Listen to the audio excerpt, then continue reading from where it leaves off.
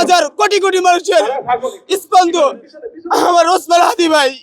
স্পষ্ট কথাগুলো এইগুলো, এজন্য আমি বলবো যে এই যে এখনো ভালো আছে। আমরা দেখলেন কিছুদিন পূর্বে আমার কলিজার টুকরা আবু সাইদ মুগ্ধ, কত ভাইরা, আমার সবচেয়ে থেকে হাজার হাজার কোটি কোটি মানুষের স্পন্দন আমার ওসমান হাদি ভাই।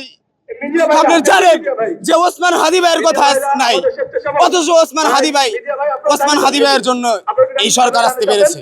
এখন দেখেন সেই ওসমান হাদি ভাইয়ের কথা উঠলেই তাদেরকে জঙ্গি ট্যাগ দেওয়া হচ্ছে, ওসমান হাদি ভাইয়ের কথা বললেই গ্রাম ছাড়া করা হচ্ছে। কি জন্য এগুলো আমরা সবচেয়ে থেকে বড় কথা, গণভর আমাদের মানতে হবে, জুলাই অভ্যুত্থান মানতে হবে।